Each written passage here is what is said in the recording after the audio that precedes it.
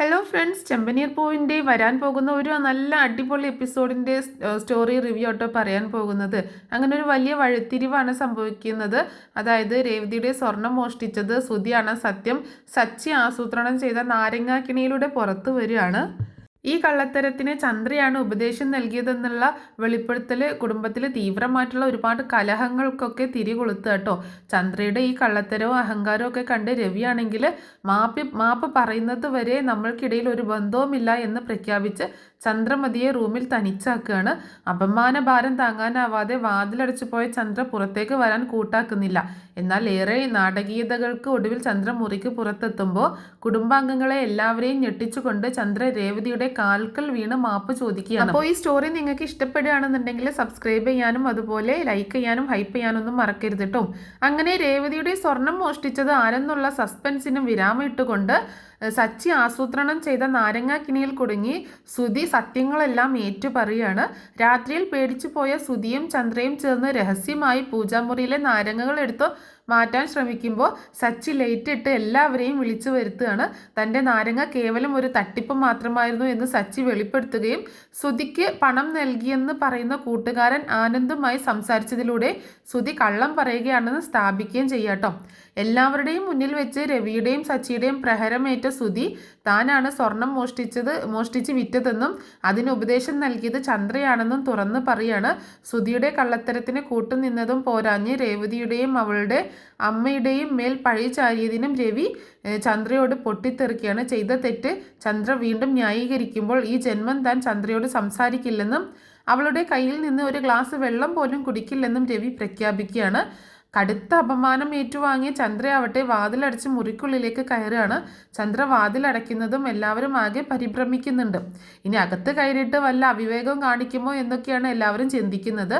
വാതിൽ തുറക്കാൻ പറഞ്ഞുകൊണ്ട് ശക്തിയായിട്ട് വാതിൽ മുട്ടുമ്പോൾ ചന്ദ്ര എന്നിട്ടും വാതിൽ തുറക്കുന്നില്ല കേട്ടോ. ശ്രീകാന്ത് വന്നിട്ട് വളരെ ടെൻഷനായിക്കൊണ്ട് വാതിലിൽ മുട്ടി വിളിക്കുന്നുണ്ട്, അമ്മയെ തുറക്ക്, അച്ഛൻ ദേഷ്യത്തിൽ പറഞ്ഞതാണ്, പുറത്തു വരൂ, നമുക്ക് സംസാരിക്കാം എന്നൊക്കെ പറയുന്നുണ്ട് കേട്ടോ. പക്ഷേ അതൊന്നും കേട്ടിട്ടും ഒരു കുലുക്കവും അല്ല ചന്ദ്രയ്ക്ക്. ശ്രീകാന്ത് സുധിക്ക് നേരെ തിരിയാണ്. സുധിയേട്ട, ഇതെല്ലാം നിങ്ങൾ കാരണമാണ് ഉണ്ടായത്. ഈ സത്യങ്ങൾ നേരത്തെ പറഞ്ഞിരുന്നെങ്കിൽ ഈ ദുരവസ്ഥ ഉണ്ടാകുമായിരുന്നു. കുറ്റബോധം തോന്നിയ സുധിയാണെങ്കിൽ അമ്മയെ വിളിക്കുന്നുണ്ട്, അമ്മയെ ഞാൻ കാരണം എല്ലാവരും അമ്മയാണ് കുറ്റപ്പെടുത്തിയത്, എന്നോട് ക്ഷമിക്കണം, വാതിൽ തുറക്ക അമ്മേ എന്നൊക്കെ പറഞ്ഞ് എല്ലാവരും മാറി മാറി വിളിച്ചിട്ടും ചന്ദ്ര വാതിൽ തുറക്കാൻ കൂട്ടാക്കുന്നില്ല കേട്ടോ. ഇതൊക്കെ കണ്ട് രേവതിക്കും ആകെ സങ്കടം വരികയാണ്. രേവതി സച്ചിയോട് ചെന്ന് പറയുന്നുണ്ട്, സച്ചിയേട്ട അമ്മ വാതിൽ തുറക്കുന്നില്ലല്ലോ, ഞാനൊന്ന് പോയി വിളിച്ചാലോ എന്ന് ചോദിക്കുമ്പോൾ സച്ചി രേവതിയെ തടയാട്ടോ. നീ ഇപ്പോൾ പോയി വിളിച്ചു കഴിഞ്ഞാൽ അമ്മയ്ക്ക് വാശി കൂടുകയുള്ളൂ, അതുകൊണ്ട് ഇവിടെ അടങ്ങിയിരിക്കാൻ പറയാണ് സച്ചി. രേവതിക്ക് ഭയം ചന്ദ്രമതി എന്തെങ്കിലും അവിവേകം കാണിക്കുക എന്നുള്ളതാണ്. പക്ഷേ സച്ചി രേവതിക്ക് പറഞ്ഞു കൊടുക്കുന്നുണ്ട്, ഇതുപോലുള്ള നാടകങ്ങൾ ഞാൻ ഒരുപാട് കണ്ടിട്ടുണ്ട്, ഒന്നും സംഭവിക്കില്ല, നീ ഇതൊന്നും ശ്രദ്ധിക്കാതെ കാഴ്ചക്കാരിയായിട്ട് മാത്രം നിന്നാൽ മതി എന്ന് പറയാണ്. വാതിൽ തുറക്കാൻ വേണ്ടി ശ്രീകാന്തും മറ്റുള്ളവരും ശ്രമം തുടർന്നുവെങ്കിലും ചന്ദ്ര വാതിൽ തുറക്കുന്നില്ല കേട്ടോ. ശ്രീകാന്ത് ഒടുവിൽ രവീന്ദ്രൻ്റെ അടുത്തേക്ക് ചെന്നിട്ട് ചന്ദ്രമതി വാതിൽ തുറക്കുന്നില്ല എന്നുള്ള കാര്യം അറിയിക്കുമ്പോൾ രവിയാണെങ്കിൽ രൂക്ഷമായിട്ട് നോക്കുകയാണ് ശ്രീകാന്തിനെ. അതോടെ ശ്രീകാന്ത് നിശബ്ദനാവുകയാണ്. ശ്രുതിയും രവീന്ദ്രൻ്റെ അടുത്തേക്ക് വരികയാണ്. അങ്കിൾ, ആൻറ്റി ഡോറ് തുറക്കുന്നില്ല, അങ്കിൾ വിളിച്ചാൽ ഉറപ്പായിട്ടും തുറക്കും. ഇങ്ങനെ പറയുന്നതിൻ്റെ തൊട്ട് പിന്നാലെ ശ്രുതിയും അച്ഛൻ്റെ കയ്യിൽ പിടിച്ച് പറയണം, അച്ഛ എനിക്ക് പേടിയാവുന്നു, അമ്മ വാതിൽ തുറക്കുന്നില്ല എന്നിങ്ങനെ പറയണം. അപ്പോൾ രവി ദേഷ്യത്തോടെ ശ്രുതിയുടെ കൈ തട്ടി മാറ്റിക്കൊണ്ട് അവിടെ നിന്ന് എഴുന്നേക്കാട്ടോ. അപ്പോൾ അച്ഛൻ വിളിച്ചാൽ പുറത്ത് വരുമെന്ന് ശ്രീകാന്ത് പറയുന്നുണ്ടെങ്കിൽ രവി ആരുടെയും അപേക്ഷയും ഗൗനിക്കാതെ മുഖം തിരിച്ചിരുന്ന് കളിയാണ് ചെയ്യുന്നത് കേട്ടോ. ഈ ബഹളമെല്ലാം കേട്ട് വർഷയും ശ്രീകാന്തിൻ്റെ അടുത്തേക്ക് വരികയാണ്. നിങ്ങൾ എന്തിനാണ് ഇങ്ങനെ തട്ടി ശല്യപ്പെടുത്തുന്നത്?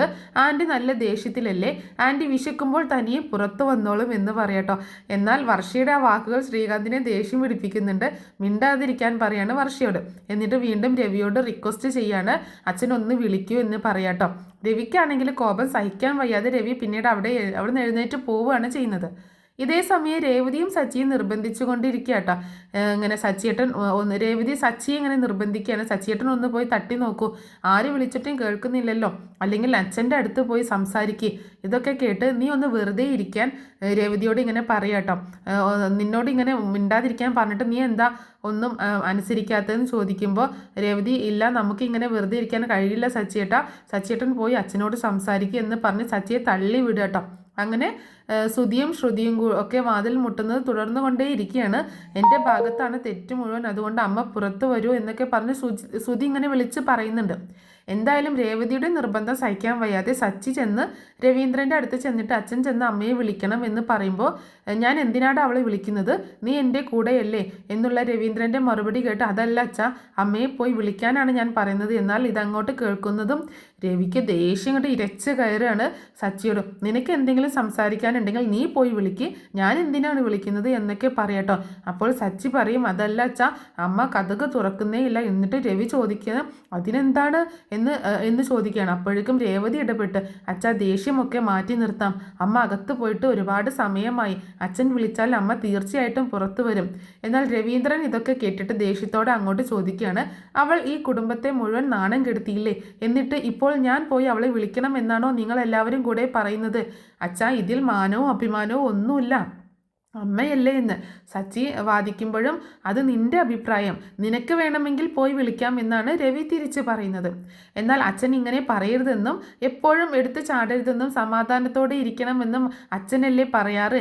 സച്ചി ഇങ്ങനെ ചോദിക്കുമ്പോൾ രവി കോപത്തോടെ തന്നെ പ്രതികരിക്കുക കേട്ടോ. ഞാൻ സമാധാനത്തോടെ ഇരുന്നത് കൊണ്ടാണ് അവളുടെ അഹങ്കാരം വളർന്നത്, കുടുംബത്തിൽ പ്രശ്നങ്ങൾ ഉണ്ടാകരുത് എന്ന് കരുതിയാണ് ഇത്രയും കാലം ഞാൻ നിശബ്ദനായത്. അവൾ ചെയ്ത തെറ്റുകളെല്ലാം ഞാൻ ക്ഷമിച്ചു, എന്നിട്ടും അവൾ ചെയ്തത് കണ്ടില്ലേ? ഈ കുടുംബത്തിലെ മുതിർന്ന വ്യക്തിയായി ഒരു ദിവസമെങ്കിലും അവൾ പെരുമാറിയിട്ടുണ്ടോ? അവൾ മാറുമെന്ന് ഞാനും പ്രതീക്ഷയോടെ കാത്തിരുന്നു, പക്ഷേ ഒരിക്കലും അവൾ മാറില്ലെന്ന സത്യം ഞാൻ ഇപ്പോൾ തിരിച്ചറിഞ്ഞു. ഇതിനു മുമ്പ് അവൾ വീടിൻ്റെ ആധാരം വരെ പണയം വെച്ചതല്ലേ, ഇപ്പോൾ രേവതിയുടെ സ്വർണം എടുത്തു, എന്നിട്ടൊന്നും അറിയാത്തവളെ പോലെ അവൾ അഭിനയിച്ചതെല്ലാം നിങ്ങളും കണ്ടതല്ലേ എന്ന് ചോദിക്കുകയാണ് രവീന്ദ്രൻ. എന്നിട്ട് അതൊന്നും പോരാതെ ആ കളങ്കം അവൾ രേവതിയുടെയും അവളുടെ അമ്മയുടെയും എൻ്റെ അമ്മയുടെയും മേൽ കെട്ടിവെക്കാൻ ശ്രമിച്ചു. ഇനിയും ഞാൻ അവളോട് സംസാരിക്കണം എന്നാണോ നിങ്ങൾ രണ്ടുപേരുടെയും ആവശ്യം എന്നിങ്ങനെ രവിയുടെ കോപത്തോടെയുള്ള ചോദ്യം കേട്ട് സച്ചി പറയുന്നുണ്ട്. അല്ല അച്ഛാ, അമ്മയെ ഞങ്ങൾക്കറിയാലോ, അവരുടെ പ്രിയപ്പെട്ട മകനു വേണ്ടി അവർ എന്ത് വേണമെങ്കിലും ചെയ്യും.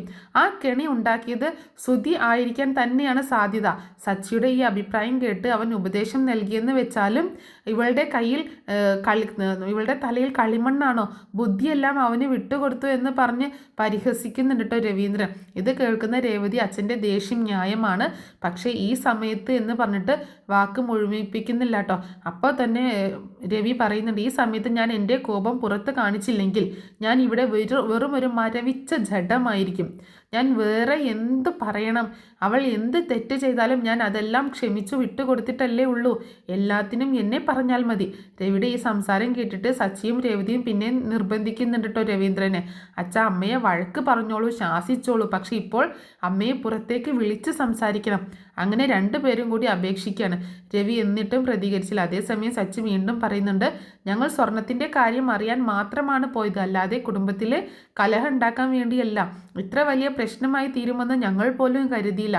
എനിക്ക് ദേഷ്യമുണ്ട്, പക്ഷേ അമ്മ പെട്ടെന്ന് വാതിലടിച്ച് മുറിക്കുള്ളിൽ ഇരിക്കുമെന്ന് ഞാൻ പ്രതീക്ഷിച്ചില്ല. അമ്മ ആലോചിക്കാതെ പ്രവർത്തിക്കുന്നത് കൊണ്ടാണ് ഇതെല്ലാം സംഭവിക്കുന്നത്. അതുകൊണ്ട് അച്ഛൻ തീർച്ചയായും സംസാരിക്കില്ലെന്ന് പറയരുത്, അമ്മയെ വിളിച്ചിട്ട് സമാധാനിപ്പിക്കണം എന്ന് പറയാണ്. ഇങ്ങനെയും പറഞ്ഞുകൊണ്ട് രേവതിയും സച്ചിയും വീണ്ടും നിർബന്ധിച്ച് രവീന്ദ്രൻ്റെ കയ്യിൽ പിടിക്കുകയാണ്. വരാൻ പറഞ്ഞിട്ട് വാതിലിൻ്റെ അടുത്തേക്ക് കൂട്ടിക്കൊണ്ടു പോകാൻ നോക്കുന്നതും രവി ആണെങ്കിൽ ദേഷ്യത്തോടെ കൈ അങ്ങോട്ട് തട്ടി മാറ്റുകയാണ്. കൈ വിടടാ, നിങ്ങളുടെ സ്വർണം മോഷ്ടിച്ചവൾക്ക് വേണ്ടി വക്കാലത്ത് പറയാൻ രണ്ടുപേരും ഒന്നിച്ചു നിൽക്കുകയാണ് എന്നൊക്കെ പറയട്ടോ. അപ്പോൾ സച്ചി വിട്ടുകൊടുക്കുന്നില്ല കേട്ടോ. എന്ത് ചെയ്യാനാണ് അച്ഛാ, മക്കളുടെ തെറ്റ് കാരണവർ ക്ഷമിക്കണമെന്നാണ് മുത്തശ്ശി പഠിപ്പിച്ചത്. അതുപോലെ കാരണവന്മാർ ചെയ്യുന്ന തെറ്റുകളൊക്കെ മക്കളും ക്ഷമിക്കും. സത്യങ്ങളെല്ലാം ഇപ്പോൾ വെളിവായില്ല, അതുകൊണ്ട് അച്ഛൻ ഇനി ദേഷ്യമെല്ലാം മറന്ന് അമ്മയെ പോയി വിളിക്കണം എന്ന് പറയണം. എന്നാൽ എനിക്ക് നിങ്ങൾക്കുള്ളതുപോലെ അത്ര നല്ല മനസ്സില്ല, അവൾ ചെയ്ത തെറ്റ് പെട്ടെന്ന് മറക്കാനും എന്നെക്കൊണ്ട് പറ്റത്തില്ല എന്ന് രവി തീർത്ത് പറയാട്ടോ. സച്ചിയാണെങ്കിൽ ഇത് കേട്ടിട്ട് അച്ഛൻ മാപ്പ് കൊടുക്കുകയൊന്നും വേണ്ട, ഒരൊറ്റ തവണ ചെന്ന് വിളിച്ചാൽ മാത്രം മതി എന്ന് പറയുന്നുണ്ടെങ്കിലും ഇല്ല, എന്നെക്കൊണ്ട് അതിന് സാധിക്കില്ല, ഇത് എനിക്കും എൻ്റെ ഭാര്യയ്ക്കും ഇടയിലുള്ള വിഷയമാണ്, നീ ഇതിൽ തലയിടരുത് എന്ന് പറഞ്ഞുകൊണ്ട് അവിടെ നിന്ന് നടന്നു പോവാണ് രവി.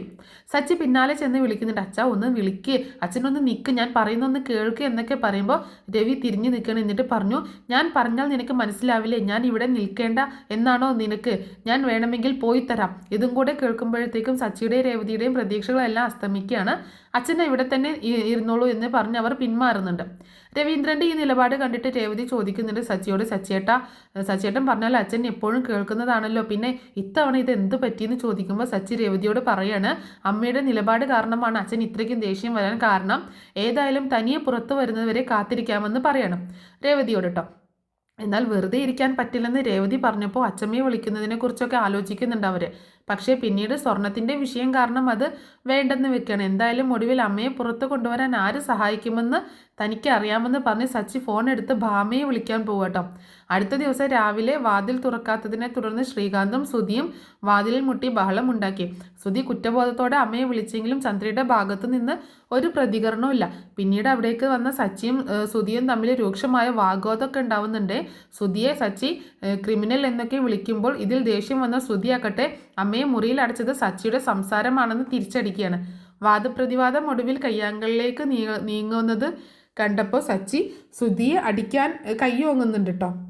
ശ്രീകാന്ത് രേവതിയും പിടിച്ചു മാറ്റാൻ ശ്രമിക്കുമ്പോൾ രവി ഇതെല്ലാം കണ്ടിട്ടും ശ്രദ്ധിക്കാതെ എഴുന്നേറ്റ് പോവുകയാണ് ചെയ്തത്. പിന്നീട് അടിപിടി നിർത്തി പ്രശ്നത്തിന് പരിഹാരം കാണാൻ ശ്രീകാന്ത് ആവശ്യപ്പെടുകയാണ്. അമ്മ വിശക്കുമ്പോൾ തനിയെ പുറത്തു വരുമെന്ന് പറഞ്ഞ വർഷയെ ശ്രീകാന്ത് പിന്നെയും ശാസിച്ചു. അങ്ങനെ ചീത്ത പറയുന്നുണ്ട്. ചന്ദ്രമതിയെ പുറത്തു കൊണ്ടുവരാൻ വേണ്ടിയിട്ട് സച്ചി ഇതുവരെ ഒന്നും ചെയ്തില്ലെന്ന് കളിയാക്കിയ സുധിയോട് അമ്മയെ പുറത്തു കൊണ്ടുവരാൻ വേണ്ടതെല്ലാം ചെയ്തത് സച്ചിയേട്ടനാണെന്ന് പറഞ്ഞ് രേവതി ശക്തമായ മറുപടി കൊടുക്കുന്നുണ്ട്. ഇതിനിടയിലാണ് ഭാമയുടെ രംഗപ്രവേശനം കേട്ടോ. സുധിയും സച്ചിയും തമ്മിലുള്ള വഴക്കിനിടയിലാണ് ഭാമ അപ്രതീക്ഷിതമായി വീട്ടിലെത്തുന്നത്. സച്ചിയാണ് ഭാമയെ വിളിച്ചു വരുത്തിയതെന്ന് രേവതി വെളിപ്പെടുത്തിയതോടെ സുധിയും ശ്രീകാന്തും ഒക്കെ അമ്പരുന്നു. സത്യങ്ങളെല്ലാം അറിഞ്ഞിട്ടും ചന്ദ്രയെ ന്യായീകരിച്ച ഭാമയോട് രവിക്ക് ദേഷ്യം തോന്നുകയാണ്. തുടർന്ന് രേവതിയുടെയും സുധിയുടെയും ആവശ്യപ്രകാരം ഭാമ വാതിലിൽ വന്ന് മുട്ടുകയാണ്. അകത്തു നിന്നു പ്രതികരണം ഒന്നും ഇല്ലാതിരുന്നപ്പോൾ സുധി വാതിൽ ചവിട്ടി തുറക്കാൻ വരെ ശ്രമിക്കുന്നുണ്ട്. എന്നാൽ ഭാമ തന്ത്രപരമായി സംസാരിച്ച് വാതിൽ തുറപ്പിച്ച് അകത്തേക്ക് കയറി. ഏറെ നേരത്തെ സംസാരത്തിനൊടുവിൽ പുറത്തു വരാൻ മടിച്ച ചന്ദ്രയെ ഭാമ കയ്യിൽ പിടിച്ച് വലിച്ച് പുറത്തേക്ക് ഇടുക കേട്ടോ. ദേഷ്യത്തോടെ പുറത്തു വന്ന ചന്ദ്രയെ കെട്ടിപ്പിടിക്കാൻ ചെന്ന സുധിയെ ചന്ദ്ര തള്ളി മാറ്റി. ഭാമയുടെ നിർബന്ധപ്രകാരം ചന്ദ്രയെ രവിയുടെ അടുത്ത് എത്തിച്ചെങ്കിലും മകനോടുള്ള സ്നേഹമാണ് ഈ തെറ്റുകൾക്കെല്ലാം കാരണമെന്ന് ഭാമ ന്യായീകരിക്കുകയാണ്. എന്നാൽ സച്ചി ഇതിനോട് വിയോജിച്ച് സുധിയെ വീണ്ടും ക്രിമിനൽ എന്ന് തന്നെ വിളിക്കുകയാണ്. രേവതിയുടെ സ്വർണം മോഷ്ടിച്ചതിനെ ന്യായീകരിച്ച് സുധിയോട് അറിയാതെ ചെയ്തതല്ല, പഴി മറ്റുള്ളവരുടെ മേൽ വെച്ചതാണല്ലോ അറിയാതെ ചെയ്യുന്നത് എന്ന് ചോദിച്ച് രേവതി തിരിച്ചടിക്കുന്നുണ്ട് കേട്ടോ. അങ്ങനെ രവീന്ദ്രനോട് ചന്ദ്രമതി മാപ്പ് പറയണമെന്ന് സച്ചി ആവശ്യപ്പെടുമ്പോൾ മാപ്പ് ചോദിക്കേണ്ടത് എൻ്റെ അടുത്തല്ല, ആരോടാണ് തെറ്റ് ചെയ്തത് അവളുടെ അടുത്താണ് എന്ന് രവി തീർത്ത് പറയണം. ഇത് കേട്ട് രേവതിയെ രൂക്ഷമായിട്ട് നോക്കുകയാണ് ചന്ദ്ര. ഞാൻ ആരോടും മാപ്പ് പറയില്ല, പ്രത്യേകിച്ച് ഇവളോട് എന്നിങ്ങനെ ആക്രോശിക്കുകയാണ് ചന്ദ്ര. തുടർന്ന് തന്നെ വിചാരണ ചെയ്യാൻ ആർക്കും അവകാശമില്ലെന്ന് പറയട്ടെ. മകന് വേണ്ടി എന്ത് ചെയ്യുമെന്നും പറഞ്ഞ് ചന്ദ്ര എല്ലാവരോടും ഇറങ്ങിപ്പോവാൻ ആവശ്യപ്പെടുകയാണ്. എന്നാൽ ചന്ദ്രയുടെ ഈ അഹങ്കാരം കണ്ട സച്ചി ആവട്ടെ അച്ഛൻ കടുത്ത തീരുമാനം തന്നെ എടുക്കണമെന്ന് പറയട്ടോ. ഈ കലഹം കണ്ട രവിയാണെങ്കിലോ തൻ്റെ ദേഷ്യം മുഴുവൻ ഉള്ളിലൊതുക്കി എല്ലാവരോടും നിർത്താൻ തന്നെ പറയാണ്. എന്നിട്ട് ചന്ദ്രയ്ക്ക് നേരെ തിരിഞ്ഞുകൊണ്ട്, ചന്ദ്രേ, നിനക്ക് മാപ്പ് പറയാൻ കഴിയില്ലെങ്കിൽ പറയണം, പക്ഷേ നീ ഒരു കാര്യം മനസ്സിലാക്കണം, ഞാൻ നിന്നെ ഇപ്പോഴും എൻ്റെ ഭാര്യയായി അംഗീകരിക്കുന്നു. അതുകൊണ്ട് ഈ വീട്ടിൽ നിനക്ക് മുറിയും ഭക്ഷണവും ഉണ്ടാക്കും.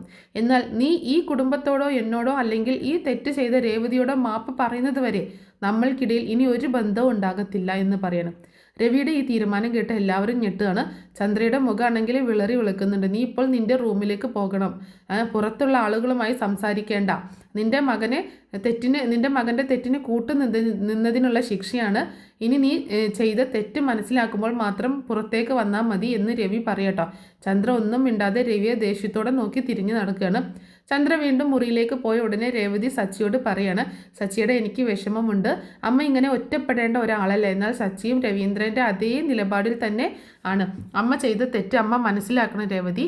അച്ഛൻ കടുത്ത തീരുമാനമെടുത്തത് ഈ കുടുംബത്തിന് വേണ്ടിയാണ്. അങ്ങനെ പറഞ്ഞ് സച്ചി രേവതിയെ സമാധാനിപ്പിക്കുന്നുണ്ട്. ചന്ദ്ര ദേഷ്യത്തോടെ റൂമിൽ പോയിരുന്നെങ്കിലും രവിയുടെ കടുത്ത വാക്കുകൾ ചന്ദ്രയെ വല്ലാതെ തളർത്തി കളയുന്നുണ്ട് കേട്ടോ. മാപ്പ് പറയുന്നത് വരെ ഭർത്താവുമായി ഒരു ബന്ധവുമില്ല എന്ന ശിക്ഷ ചന്ദ്രയ്ക്ക് താങ്ങാവുന്നതിലും അപ്പുറമായിരുന്നു. മുറിക്കുള്ളിലെ ഏകാന്തതയുടെ ഭാരം ചന്ദ്രയെ വല്ലാതെ അലട്ടുന്നുണ്ട്. മകനോടുള്ള സ്നേഹമാണ് തന്നെ ഈ അവസ്ഥയിൽ എത്തിച്ചത് എന്ന ചിന്ത ചന്ദ്രയെ കൂടുതൽ കുഴപ്പത്തിലാക്കി. സുധിയോടുള്ള ദേഷ്യം ഉള്ളിലുണ്ടെങ്കിലും ചെയ്ത തെറ്റിൻ്റെ യഥാർത്ഥ ഭവിഷ്യത്ത് ചന്ദ്രമതി അപ്പോഴാണ് മനസ്സിലാക്കിയത്. അതേസമയം പുറത്ത് രേവതി വിഷമിച്ചിരിക്കുകയായിരുന്നു. സച്ചി അവളെ ആശ്വസിപ്പിക്കുന്നുണ്ടെങ്കിലും ചന്ദ്രയുടെ അവസ്ഥ രേവതിയെ വല്ലാതെ വിഷമിപ്പിക്കുന്നുണ്ട് കേട്ടോ.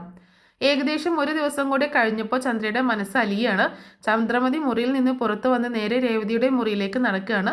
വീട്ടിലുള്ളവരെല്ലാം ചന്ദ്രയെ കണ്ട അമ്പരക്കുക കേട്ടോ. രവിയും സച്ചിയും ശ്രുതിയും ശ്രീകാന്തും എല്ലാവരും അങ്ങനെ ചന്ദ്രയെ തന്നെ ആകാംക്ഷയോടെ നോക്കുന്നുണ്ട്. ചന്ദ്രയുടെ മുഖത്തപ്പോൾ അഹങ്കാരമോ ദേഷ്യമോ ഒന്നും ഉണ്ടായിരുന്നില്ല. പശ്ചാത്താപമാണ് ഇങ്ങനെ തെളിഞ്ഞു നിൽക്കുന്നത്. ചന്ദ്ര നേരെ രേവതിയുടെ അടുത്തേക്ക് ചെന്നിട്ട് എല്ലാവരും നോക്കി നിൽക്കെ യാതൊരു മടിയുമില്ലാതെ രേവതിയുടെ കാൽക്കൽ അങ്ങോട്ട് വീഴുകയാണ്. രേവതി, എന്നോട് നീ ക്ഷമിക്കണം. നീയും നിൻ്റെ അമ്മയും എൻ്റെ മകനെതിരെ കളിച്ചു എന്ന് ഞാൻ കരുതി. എൻ്റെ സ്വർണം പോയതിനേക്കാൾ എന്നെ വേദനിപ്പിച്ചത് ഞാൻ നിങ്ങളെ മോഷ്ടാക്കളാക്കാൻ ശ്രമിച്ചതാണ്. ഒരു നിമിഷത്തെ ബുദ്ധിമോശം കൊണ്ട് ഞാൻ നിൻ്റെ ജീവിതവും സന്തോഷവും ഇല്ലാതാക്കാൻ ശ്രമിച്ചു. അന്ന് ഞാൻ പറഞ്ഞ കള്ളങ്ങൾക്കെല്ലാം നീ എന്നോട് ക്ഷമിക്കണം. ഇത്രയും സംഭവിച്ചപ്പോഴേക്ക് രേവതി പോലും ഞെട്ടിപ്പോവാണേ. എന്നിട്ട് വേഗം ചന്ദ്രയെ പിടിച്ച് എഴുന്നേൽപ്പിക്കാനൊക്കെ ശ്രമിക്കണം. വേണ്ട അമ്മ, എഴുന്നേക്ക്. ഞാൻ അമ്മയോട് അങ്ങനെയൊന്നും വിചാരിച്ചിട്ടില്ല. എന്നാൽ ചന്ദ്ര വീണ്ടും പറയണില്ല. ഇല്ല മോളെ, ഞാൻ ചെയ്ത തെറ്റിന് ക്ഷമ ചോദിക്കണം. നിനക്ക് എന്നെ ഒരു അമ്മയുടെ സ്ഥാനത്ത് നിർത്താൻ കഴിയില്ല എന്ന് എനിക്കറിയാം. എങ്കിലും നീ എൻ്റെ തെറ്റുകൾ ഇപ്പോൾ ക്ഷമിക്കണം എന്നൊക്കെ പറയണം. ചന്ദ്രയുടെ കണ്ണുകൾ ശരിക്കും നിറഞ്ഞൊഴുകുന്നുണ്ട് കേട്ടോ. ഈ രംഗം കണ്ടു നിന്ന സച്ചിയും രേവതിയും ഒക്കെ വികാരാധീനരാവാണ്. ശ്രുതിയും ശ്രീകാന്തും വർഷയും എല്ലാവരും ശരിക്കും അമ്പരന്ന് നിൽക്കണം. ഈ കാഴ്ച കണ്ടിട്ട് സച്ചി ചെന്നിട്ട് ചന്ദ്രയുടെ തോളിൽ കൈവച്ച്, അമ്മേ, ഞങ്ങൾ എല്ലാവരും മമ്മിയുടെ കൂടെയുണ്ട്. തെറ്റ് മനസ്സിലാക്കിയല്ലോ, അത് മതി എന്ന് പറയാണ് സച്ചി. രേവതിയും ചന്ദ്രയെ കെട്ടിപ്പിടിച്ചുകൊണ്ട്, അമ്മേ, ഞാൻ ഒരിക്കലും മമ്മിയോട് ദേഷ്യം വെച്ചിട്ടില്ല. ഈ വീട്ടിൽ എല്ലാവർക്കും അമ്മയെയാണ് വേണ്ടത്. എന്തായാലും ഈ രംഗമെല്ലാം കണ്ട് രവിയുടെ മുഖവും തെളിയുന്നുണ്ട്. രവീന്ദ്രൻ ചന്ദ്രയുടെ നേർക്ക് ചെറുതായിട്ടൊന്ന് പുഞ്ചിരിക്കുന്നുണ്ട്. ചന്ദ്രയാകട്ടെ രവിയുടെ അടുത്തേക്ക് ചെന്ന് രവിയുടെ കയ്യിൽ പിടിച്ച്, രവിയേട്ടാ, എന്നോട് ക്ഷമിക്കണം, ഞാൻ ചെയ്തത് വലിയ തെറ്റാണ് എന്നിങ്ങനെ പറയാണ്. ഇതൊക്കെ കേൾക്കുമ്പോൾ രവീന്ദ്രനും ഭയങ്കര സന്തോഷമാവുന്നുണ്ട് കേട്ടോ. അയാളും ഭയങ്കര സ്നേഹത്തോടെ തൻ്റെ ഭാര്യയെ ചന്ദ്രയെ ഇങ്ങനെ ചേർത്ത് പിടിക്കുകയാണ്.